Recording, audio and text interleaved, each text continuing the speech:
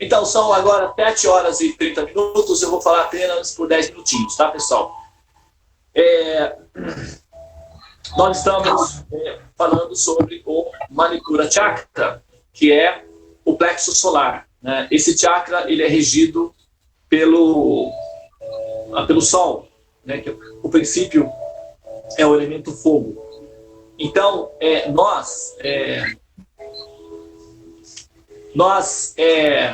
joinha aí pro seu apoio emocional, tá bom, Naís? Nós fizemos já um passo significativo, não é? No processo, né, do estudo dos chakras, e nós já demos uma caminhada boa no Manipura Chakra. Nós já sabemos que o tema principal do Manipura Chakra é a investigação do princípio de poder. Nós estamos, o laboratório, né, vai disponibilizar o princípio, né, que é a potência das nossas mãos. E nós teremos que lidar com essa força, que é o princípio do poder. É dito que, tem um ditado, não sei se vocês já ouviram falar nesse ditado, aos 20 anos incendiário e aos 40 bombeiro. Quem já ouviu falar esse ditado? Aos 20 incendiário e aos 40 bombeiro. Esse na verdade, esse provérbio, ele sintetiza ao máximo a terapia com a Manipura Chakra. Na primeira etapa, nós vamos abusar do poder. Isso está previsto. As variações do quanto nós podemos abusar da potência do poder também já está prevista no programa. O máximo que nós podemos abusar, vamos supor que eu quero chegar ao fundo máximo do poço, que eu quero produzir o máximo de efeito com a utilização do poder de forma egocêntrica, de forma egoísta. O que eu poderia fazer? O máximo possível. Qual seria o máximo de tudo? Seria quando eu tenho total liberdade para fazer com o outro absolutamente o que eu quiser, sem nenhuma restrição. Nada me detém, não há nenhuma lei, não há nenhuma força, não há nenhum poder que me obrigue a não fazer aquilo que eu quero fazer do jeito que eu quiser fazer. Isso é o máximo de poder. Então, para que isso seja efetivado, primeiro eu preciso, para utilizar isso abertamente, sem restrições, é preciso que não haja, no meu entendimento de existência, é preciso que eu simplesmente delete ou então coloque em hibernação ou a empatia. Então, eu preciso estar completamente carente, ou então, ao menos, eu devo ter o controle até sobre a própria empatia, mantendo-a em estado de hibernação. Por quê? Para que eu possa explorar em todos os níveis o princípio de poder, e uma delas é o direito de posse sobre o outro.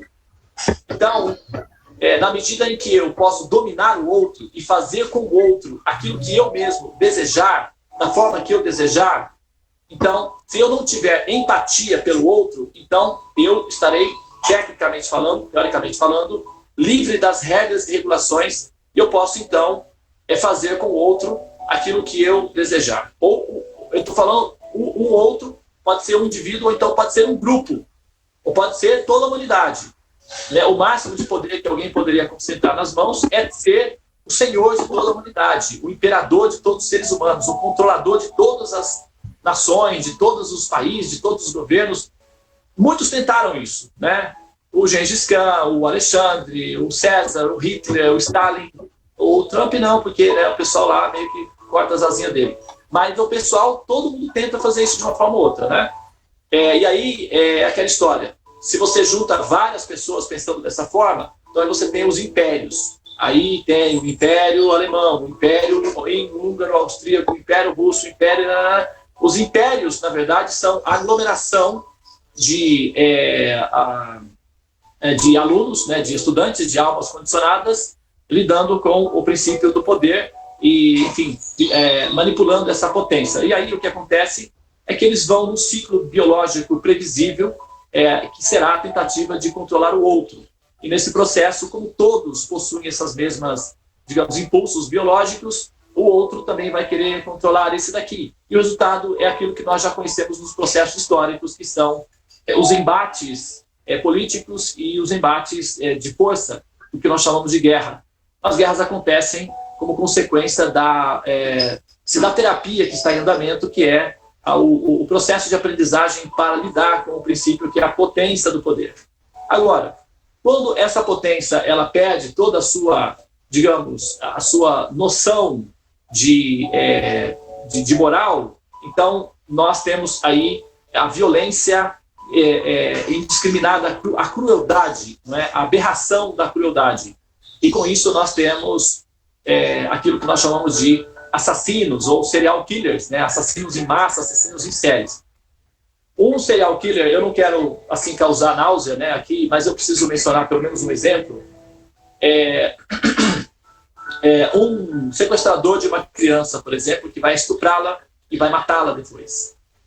Então, nos diferentes níveis, né, ele assalta uma criança, então ele toma posse do outro, ele então leva essa criança, que é teoricamente indefesa, para um ambiente onde ele pode exercer a sua violência, a sua psicopatia, o seu egocentrismo absoluto sobre o outro. Então, ele dominará o outro, ele explorará esse outro como objeto alheio ao mundo, como se fosse apenas um objeto específico. Depois, ele poderá, então, eliminar esse outro, matando esse outro, né? E isso é o exercício do poder assim, não restringido pelos princípios da empatia.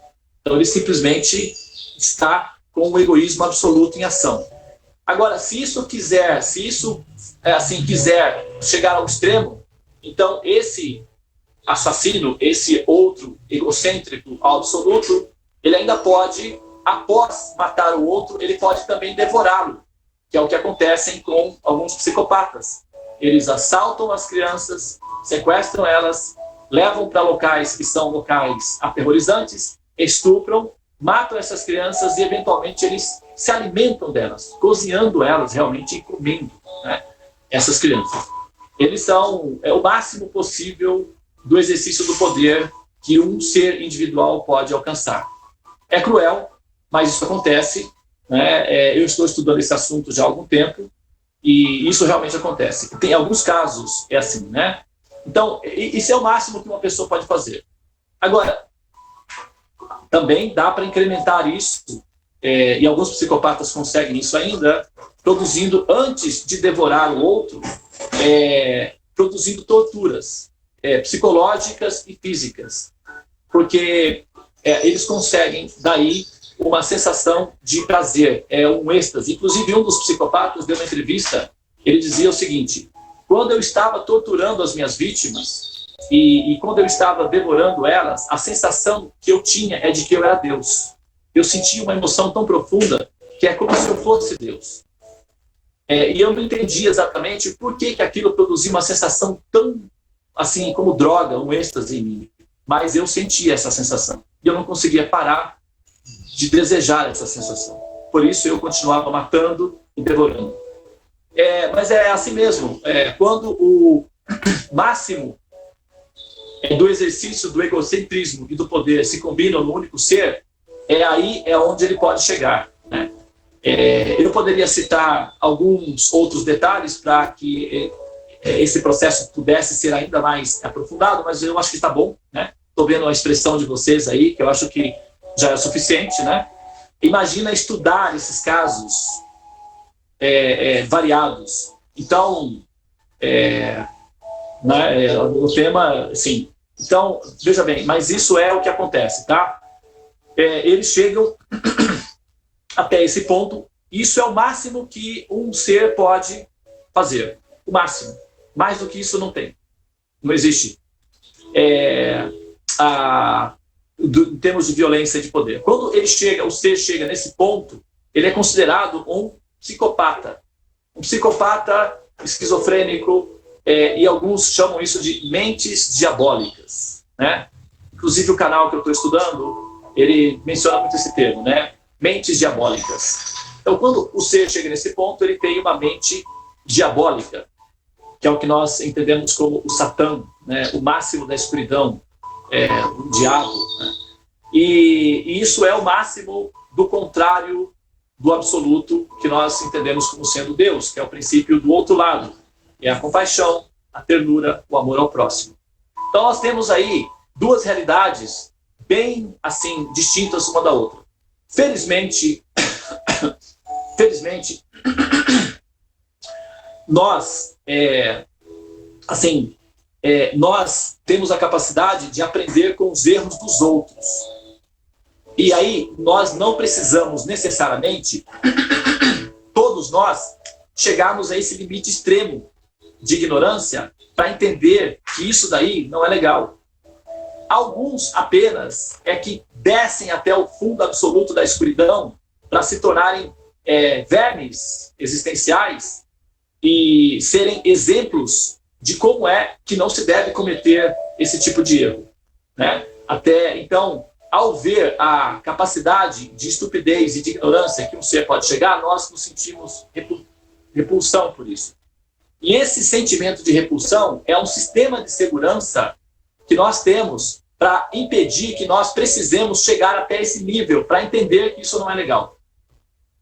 Por isso que a quantidade de psicopatas, de pessoas com mente diabólica, é relativamente muito menor que a quantidade de habitantes, porque se fosse na proporção, aí já teve um tempo que era mais ou menos assim, né? O Império Romano, os gladiadores, as tribos bárbaras, né, do passado, eram mais ou menos assim entre eles. Felizmente, como nós evoluímos, né, nós superamos isso. E hoje em dia nós já não temos os hábitos que eles tinham no passado, e no futuro nós não teremos os hábitos que nós temos hoje com relação, por exemplo, ao que nós fazemos com os animais, né? Do ponto de vista de um animal, por exemplo, nós seríamos aqueles que possuem mentes diabólicas, porque é exatamente o que nós fazemos com eles. Nós dominamos eles, nós os levamos para currais, né, que são cativeiros, nós os torturamos de diversas formas, finalmente nós os matamos, às vezes com requinte de crueldade, e finalmente nós os devoramos. E isso nós estamos fazendo com os animais. É exatamente, de certa forma, num paralelo, é o que uma pessoa, assim, abusando do poder, pode fazer no seu limite extremo. Então, esse hábito que nós temos atualmente, com esse conhecimento védico, é um conhecimento de futuro. Então, esse hábito que nós temos atualmente de sermos serial killers coletivos em relação aos animais, será superado no futuro. Assim como nós superamos a escravidão, assim como nós superamos o genocídio dos índios, assim como nós superamos, não os negros e superamos o hábito de entrar nas terras alheias e determinar que aquilo é nosso e matar e estuprar os habitantes dali para escravizá-los ao nosso bel prazer. Felizmente nós superamos isso. Em breve, no futuro, o hábito de explorar enfim, assassinar em massa os animais também será superado, né? E os nossos, quem sabe tataranetos, olharão, né, para o passado histórico e verão que isso foi algo que, de fato, foi superado, né? Mas isso demora, né? E em termos coletivo, né, nós vamos chegar nesse ponto. Em termos individuais, aí eu já me abrigo aos pés de lótus de Jesus Cristo e repito, né, a sua orientação principal. Quem tem ouvidos, ouça, e quem tem olhos, veja. Muito bem, eu vou parar por aqui. Eu preciso sair agora. Eu tenho que acalmar a minha dentista, então eu tenho que chegar lá na hora, me comportar bem, para que ela não fique assim aborrecida comigo. Ela tem uma agulha nas mãos, então eu tenho que tomar cuidado. Muito bem. Senhoras e senhores, eu que deveria estar no centro da sala dos mantras hoje, esqueci de me colocar lá, viu? Por favor, orem por mim, desejem por mim boa sorte. Eu fiz tudo direitinho, fiz os protocolos corretinhos, eu aprendi a lição. Espero que dê tudo certo hoje. tá? Olha lá, a Ju tá falando que vai dar Boa tudo certo. sorte, Deva. Boa sorte, Deva. Vai dar tudo certo. A Ju de Júpiter. Vai dar certo. Aceitei no coração, tá bom? Já deu certo. Não deu ainda não, eu tô tremendo. Sério. Eu tô assim, torcendo muito para que dê. Vai dar. Muita, assim, tô animado, tô esperançoso. Carona. Deva, Oi. enquanto você falava esses temas mais pesados, né, coisas mais difíceis que movimentam uma energia difícil, né, até para falar e para ouvir é pesado, né? Eu fui ouvindo, mas fui entoando também aqui um mantra para proteção nossa, né? Para que essas palavras viessem, mas também banhadas com aquele mantra Sri Nushin Rajaya Jai Nushin Ha Prala Desha Jaya Padma Mukha Padma Bringa Nushin Rajaya Jai Nushin Ha Prala Desha Jaya Padma Mukha Padma Bringa. Hare Krishna. Shalom. Tchau, gente. Bom dia. Tchau, gente. Bom dia. Bom dia. Boa sorte, Deva. Tchau. Bom dia a todos. Boa sorte. Tchau. Segura os dentes.